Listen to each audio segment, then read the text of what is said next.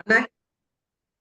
All right. And so I'm just going to introduce Senator Rosa Franklin, and I appreciate you being here with us today for our program, the Harriet Tubman Love in Actions, where we talk to girls aged 10 to 14, and I feature wise women like you to share a little bit of your life with the young girls. So, Oh, yes. So tell us a little bit about where you grew up and where you are. You're live in Washington State now. Where did you grow up? well, I was born in Berkeley County, South Carolina, which is a rural area.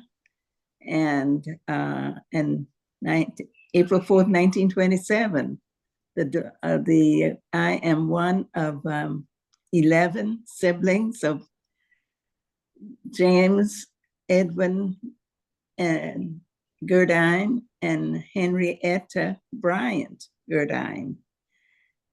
At the age of 8, I went to live with my aunt and uncle in Georgetown, South Carolina, a county that adjoins Berkeley County. And that's where I spent. But there was a pact between my parents that I would never, my biological family, that I would always know. So every summer, went back to Berkeley County to know my sisters and brothers and my parents. So literally, I had two sets of parents, which That's so. so I had so I was had to be accountable to both of them, and both sets of parents were on the same page. So there wasn't any way of getting around doing not doing what they wanted me to do. Huh? And Well, I'm sure that you can look back on that and see that as a blessing right now, huh?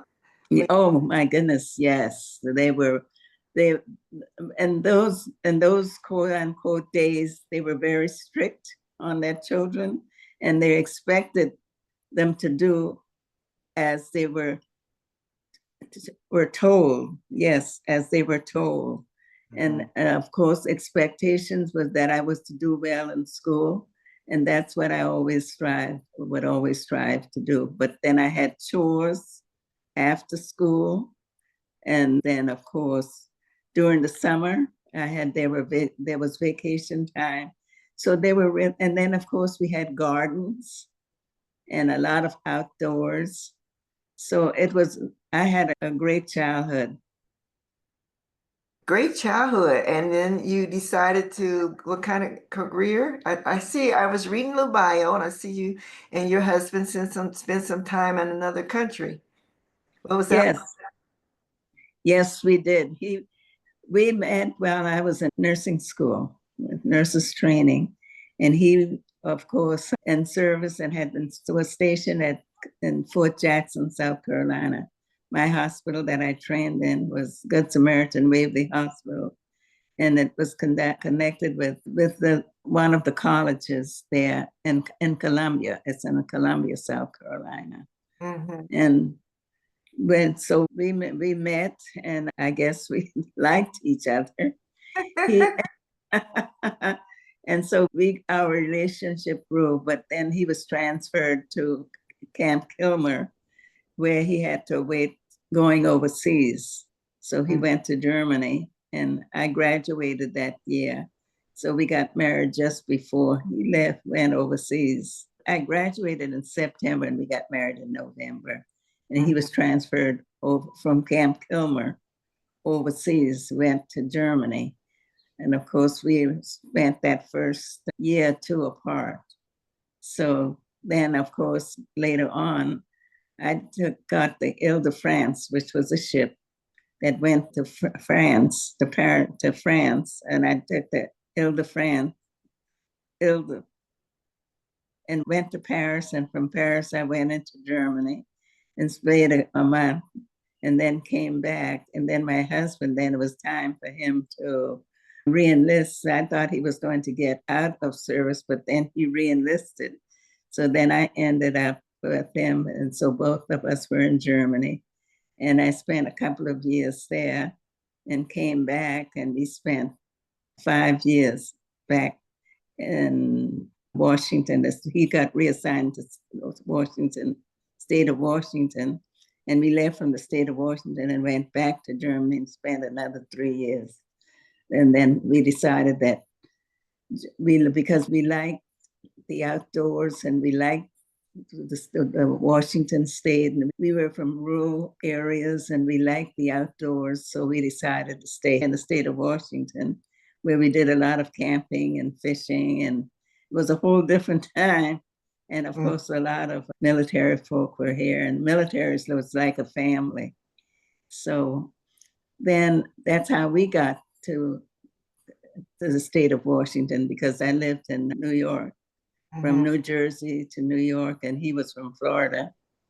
And so we decided, after seeing the world, a little bit of the world, that we were not going to go back to our home state. So coming to Washington was a whole different, let's say, was a whole different world. People were friendly.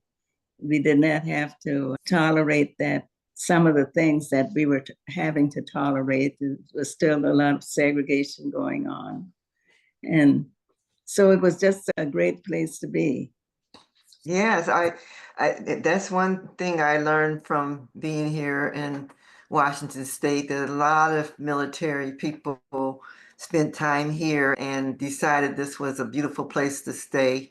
Part of it is the outdoor activities. There's so much to do outside. Go to the mountain, go to the forest, go to the water. Beautiful, beautiful. Mhm. So you were a nurse. What type of nursing? Yes, yes. I received my nursing education under the cadet nurses program during the World War II. There was a program that was started, and because to recruit nurses and for the home front, because we were short, that a lot, of course, went into the military service. So my class was the last class. It was the last class that trained under that program, which was the cadet nurses program. Hmm. Okay. And so were you in Washington at that time, or No, that was earlier? no, it was in Columbia, South Carolina, where I went into nursing school. It Hmm. was Good Samaritan Nursing School. I graduated from high school. I graduated from Howard High School in Georgetown, South Carolina. As I said, I had a couple of sets of parents, my biological parents and my aunt and uncle. And because their children all were grown, and the last one was going to college, did not have any children in her home. So she told her sister, which was my mom, she had quite a few. She asked for me live to live with them, and that's how I got to live with my aunt and uncle. So, and that was in Georgetown, which was a seaport at the time. It was one of the seaport towns, Hmm. and I was introduced to the outside world, and that way because we could walk down to the waterfront, and it was a great life growing up with two sets of parents, with them having operating on the same scale, if you will, expecting the same, and expecting that I do community service. And we were fighting for equality at that time. And then, of course, I was a child of the Great Depression. No one had any money, so everyone was poor together. So Yeah. it was a time, and it was the great outdoors. What matters? We went on classes, went on hikes, and it was a different time. It was a great time, and of course, we have a lot of nature lovers at that time too. It sounds like a great opportunity for young people even today to be able to get out, venture, and just explore outdoors, because a lot of kids don't get out very much. They're sit in front of the computer, or even they're just their phones. So that's still a great way for us to raise our young people, and especially the service to the community. I think that's important. And so that may be where you got your really feeling that you wanted to give back and get into a little bit of politics here. Tell us about that. community? Yeah, well, actually, the interest in politics, that it was an interest in community itself, because we are born in a political world.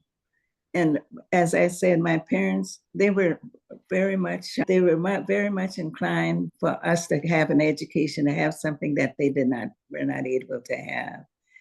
And so education was a very important thing for them, for all of us. And then to be able to say politics is, you want to know, well, what about your government? Who really makes the law? It's actually you, but it's through them. And if you don't hold them accountable, then of course you end up with something you may not want to have. And so for me, it came much less through being interested in community, giving back to community. And then when I came to the state of Washington, then I became a precinct officer, a precinct committee woman. And then I volunteered on different campaigns. But with nursing, but I was still in nursing. So I would tell the nurses, you can't just do nursing and go home. You have to become involved, because you really don't know what's going on around you. And there were times that there all so many times, in fact, most of the time that I was involved in anything, I was the only person that looked like me. So I would be out trying to recruit others to come to the meetings, but they did not seem interested. But I stuck with it, and I know from the beginning early that my parents had said that things could be better, and we did not have to go through all the things that we're going, that because where we were at the time, we were standing on somebody else's shoulders. Mhm. And then our generation, when we grow up, we're going to have to live, somebody will be standing on our shoulders. So what are we going to do? So politics is something that people seem to be a lot of times afraid of, but it isn't it, God, it's in your life. And you need to really know what it's all about. Who makes the rules? Who sets the rules? Who sets, we, as we see what's happening in today's world, what is happening. So it's something that is very interesting, I should say, being Right. Yeah, politically involved. it is. And it's something that our young people don't really realize that they have an important part of it. But I changed that. I think younger generations are starting to step up. They're starting to realize that what the current government and adults are doing now is affecting their lives in the future. And so, yeah, they're starting to get more active, and that's important. I agree with that's something that we need to encourage even more. A community is important. Mhm. But we've gone through this process before. We went through with the women's suffragists movement, where people became involved. We went through it through World War II. It wasn't quite like this today, but we went through the process where we were trying to get people more involved, but they would get involved for the issue at the time, and then they would go. We would say, go back home, and of Hmm. course things became bad again, and they come out. And World War II, look at what women were doing in World War II. And then, of course, then after that, then we went back home. And progress, we one step forward and two step backwards, it seemed to be. Yes, right, right. So did you have any thoughts about any part of Harriet Tubman's story that I don't know if you had an opportunity to look at the book yet, but you know about Harriet Tubman. What is she, how does she inspire you? Yeah, well, when I read your book, I read some chapters, but one that really got me was when she worked working with the Underground Railroad. And before we really knew what the Underground Railroad was, people were thinking it was a real, Right. it was, so they didn't really know. But it was chapter 21, where she went deep into the woods. Mm-hmm. and the water was frozen, Mm. and how she went first. She knew she had to cross the river, and then the water caught up to her arm. And then she got to the other side, and the men, because three men were with her, and they were escaped slaves. And then she went on, and cold, and I thought, God, I wonder that they didn't freeze to death. I just we think that things are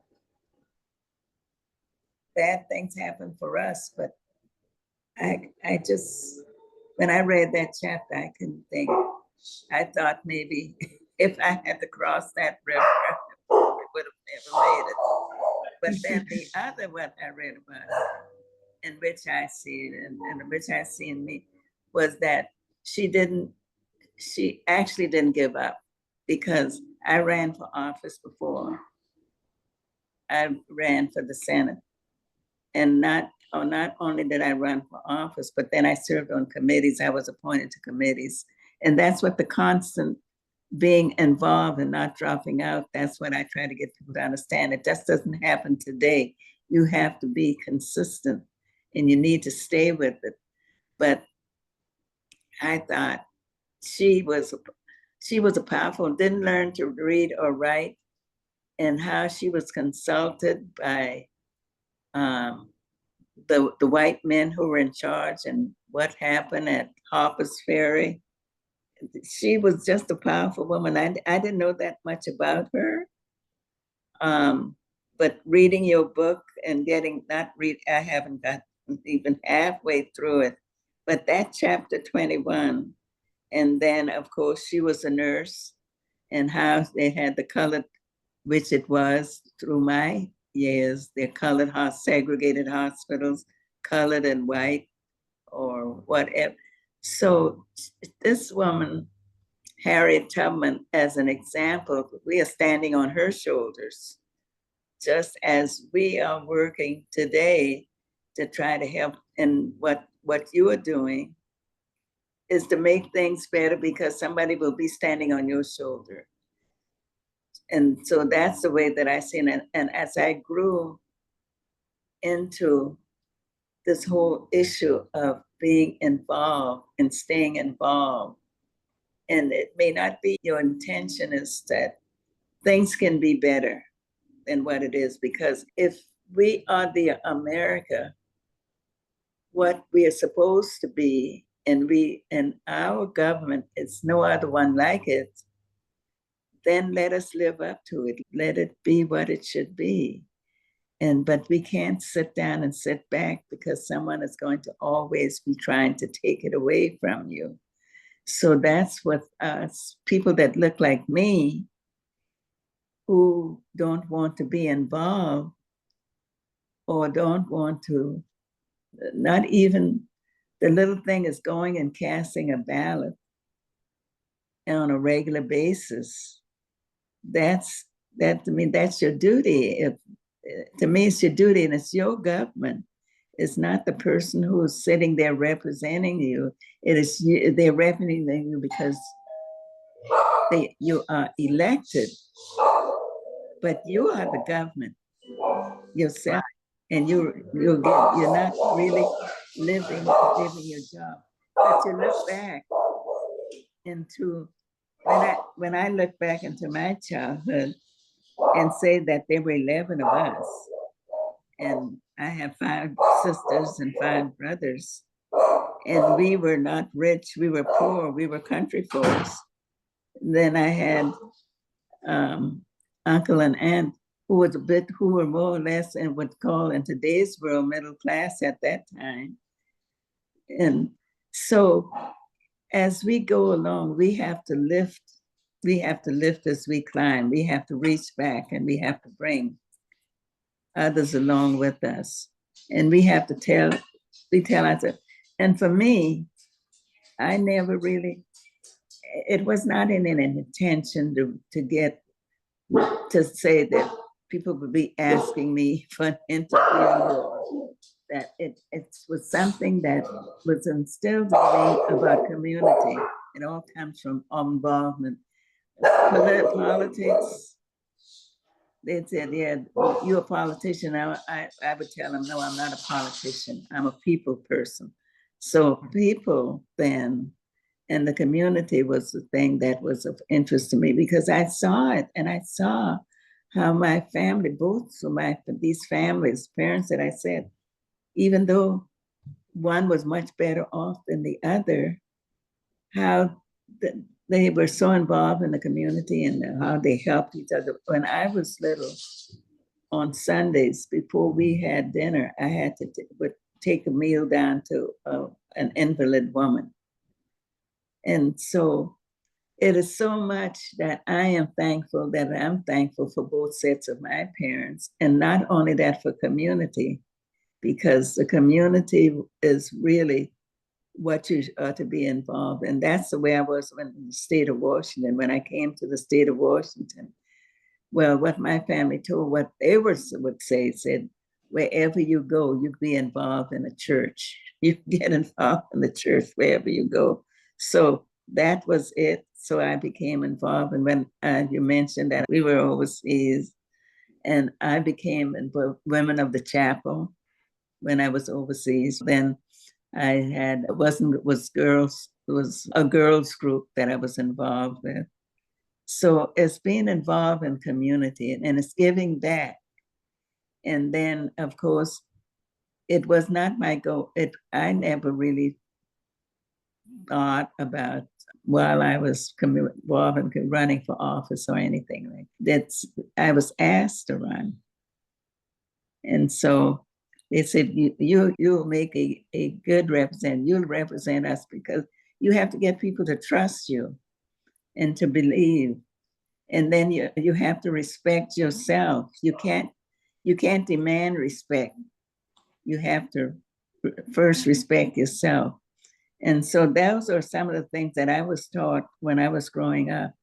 Education, because you learn to be able to think for yourself. If you're educated, you learn how to read or write. See, because slaves and my foreparents didn't have that opportunity. But my dad, and to this day, I never really, because I didn't grow up directly with him, asked him how he got his education. But he was more or less like the leader of his community. They would come to him, and he was very active in his church. So there were a lot of things that I look back that was instilled in my life that today, I guess I maybe just absorbed it or was expected of me. They said, we expect you to do, as I said, they expect you to do this. It wasn't something that in my generation that you said, we expect you to do this. And when they expect you to do it, you know that you have to be, you're going to be held accountable. Right.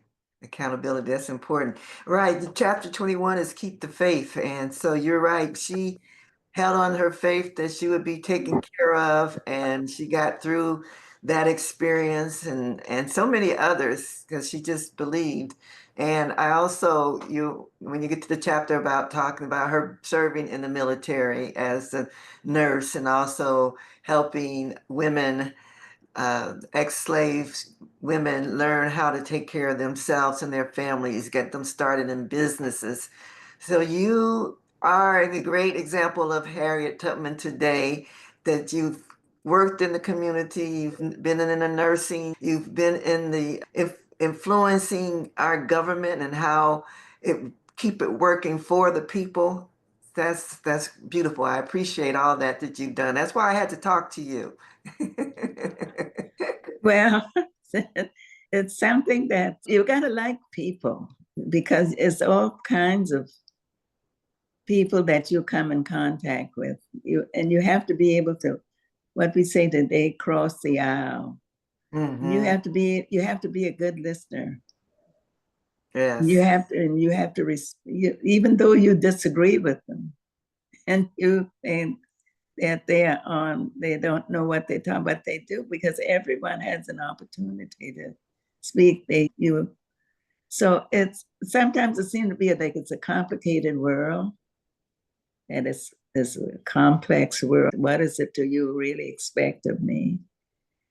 But when you see your foreparents, when I look back and see what my foreparents, and I can remember some of my parent relatives who were in slavery, and how history, and the other thing is knowing your history is so important that you know your history.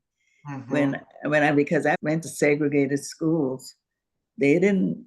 That's why you have to get out, and you can't just depend on one person. You have to be open to really explore and investigate yourself.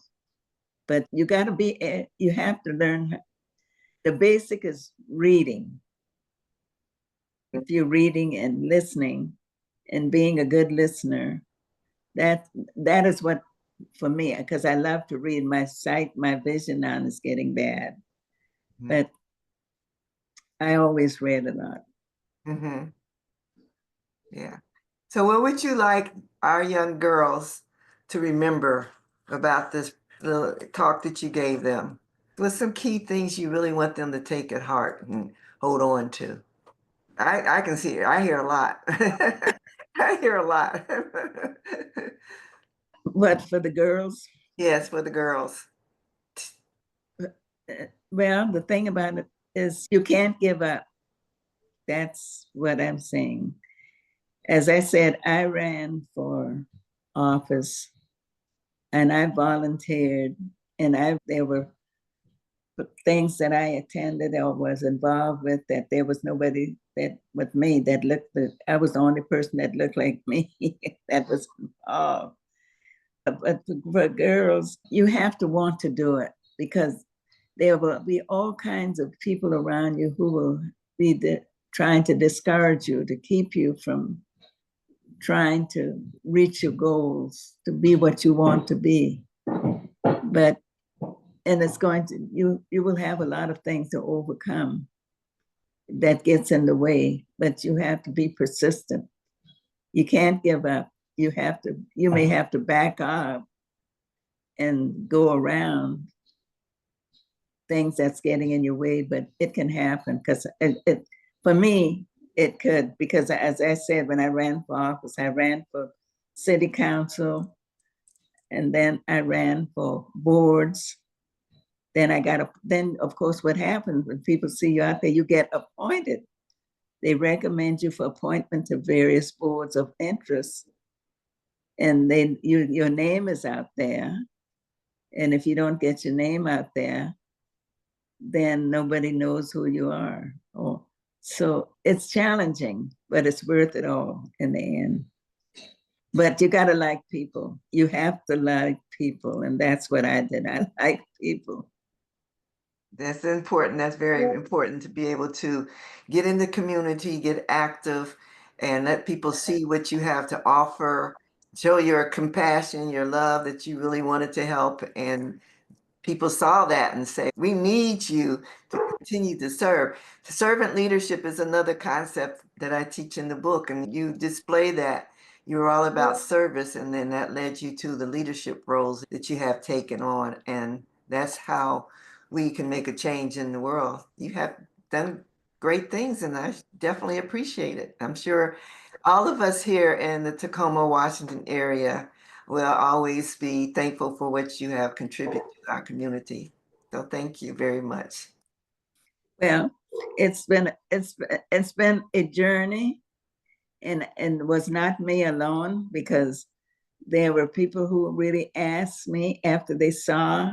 They would ask me. I was asked to run. I just didn't step up, because I was interested in local government. And my friend says, we want you to run. It was first was for the House of Representatives, because before I was in the Senate, I was in the House of Representatives. And then people have to trust you. You have to build trust.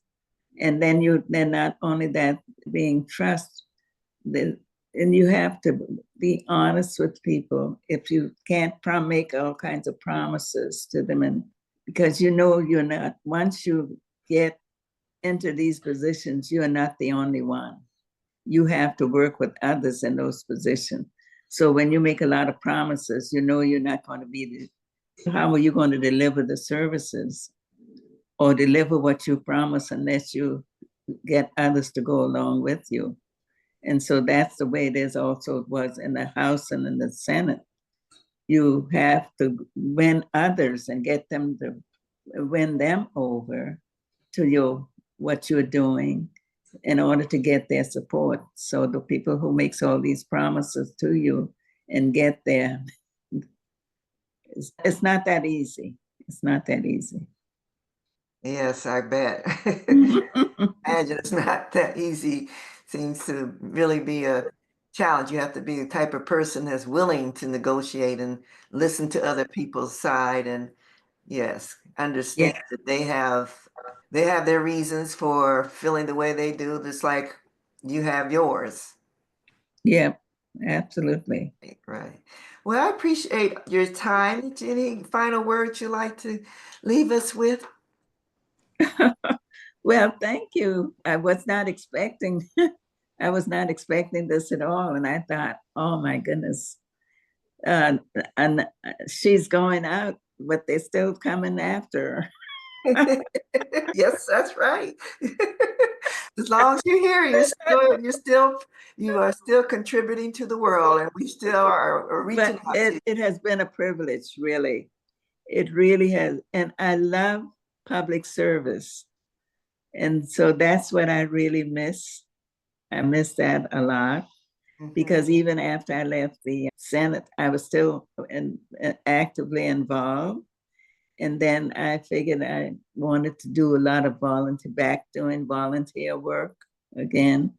But I didn't figure in the age climbing. As I was making those, I thought, and there were things that had planned to do, but I said it was not all, it wasn't left to me. God has a plan. Yes, he does. And he So plan, he planned on you being here and sharing your life and telling your story today. So thank you. yeah, thank you for having me to do this. I appreciate it. Yes, yes. Okay.